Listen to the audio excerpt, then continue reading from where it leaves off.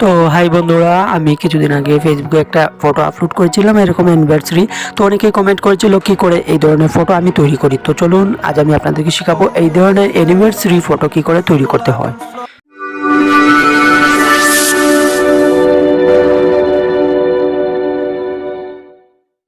তো তার জন্য আপনার দুটি অ্যাপ্লিকেশন প্রয়োজন হবে।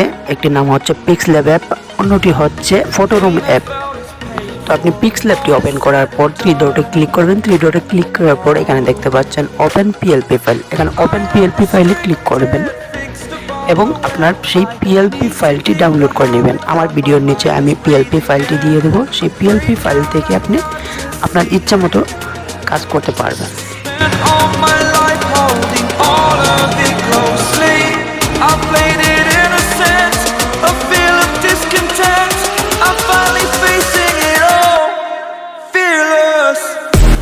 তো এখান থেকে আপনি ক্লিক করে দেবেন লেয়ার ক্লিক করার পর নিচে আসার পর দেখতে পারবেন ফটোটি পেয়ে যাবেন। ফটোর পাশেই পেয়ে যাবেন আপনি লক এবং ডিলিট অপশন। সেখান থেকে আপনি ডিলিট করে দেবেন এবং আপনার ফটোটা আপনি এখানে বসিয়ে নেবেন।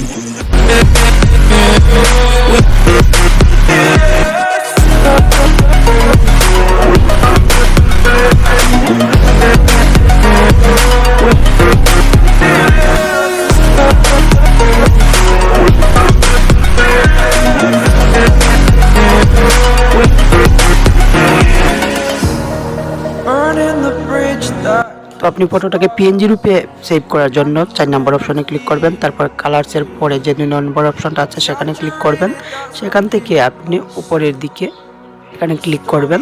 তারপর আপনি সেভ এখানে ক্লিক করবেন। তারপর আপনি এখান থেকে ভেরিফাই করে দেবেন। ভেরিফাই করার মানে হচ্ছে আপনার ফটোটা একদম ঠিক থাকবে, ফাটবে না। তো আপনি আপনার ফটোটি কী করে পিএনজি করবেন তার জন্য আপনি চলে যাবেন প্লে স্টোরে। প্লে স্টোরে যাওয়ার পর এখানে গিয়ে লিখবেন ফটোরুম অ্যাপস। তো ফটোরুম অ্যাপস লেখার পর এখানে ফটোরুম অ্যাপসটি চলে আসবে। তো আপনি এটা ইনস্টল করে নেবেন। ইনস্টল করার পর আপনি এটাকে ওপেন করবেন। তো ওপেন করার পর এখান থেকে আপনি স্টার্ট ফ্রম ফটো, এখান থেকে আপনি আপনার সেই ফটোটা নিয়ে নেবেন। তাহলে এটা অটোমেটিকলি দেখবেন ব্যাকগ্রাউন্ড চেঞ্জ হয়ে গেছে। সেখান থেকে আপনি পিএনজিতে ক্লিক করবেন, এই যে 2 নম্বর অপশনটা, এটাতে ক্লিক করে আপনি আপনার ফটোটা এখান থেকে সেভ করে নেবেন। তাহলে আপনার ফটোটা পিএনজি রূপে সেভ হয়ে যাবে। তাহলে আপনার কাজ করতে অনেক সুবিধা হবে।